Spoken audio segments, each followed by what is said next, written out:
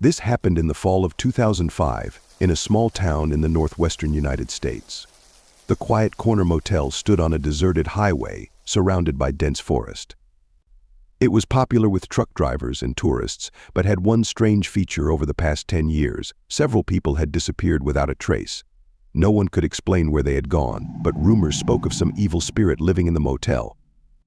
Jack, a young man from Seattle, went on a business trip and decided to stay at this motel for one night.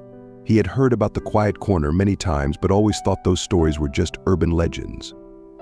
Jack was tired after a long day of driving and needed rest. When he arrived, it was already late. The motel manager, an elderly man with a piercing gaze, quickly checked him in and handed him the key to his room. The hallway smelled of damp and age, and the lamps flickered as if they lacked power.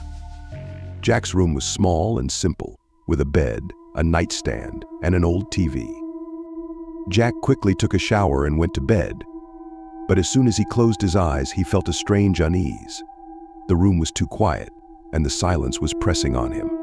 He got up and decided to look around. In the corner of the room, he noticed something strange: an old mirror with cracked glass.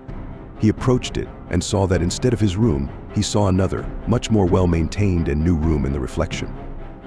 He reached out to the mirror, and his hand passed through it as if through water. Frightened, Jack jerked his hand back, but immediately felt someone grab him from the other side and pull him in. He tried to resist, but his strength was leaving him. The last thing he heard before he was pulled into the mirror was a whisper welcome, the last guest. The next morning, the motel manager, as usual, was making his rounds. He opened Jack's room and saw that it was empty. All the belongings were in place, but Jack himself was nowhere to be found. The elderly man just smirked and whispered, "Another guest for our mirror." Soon the Quiet Corner was filled with guests again, and none of them suspected that an old mirror hiding in the motel took people to another world.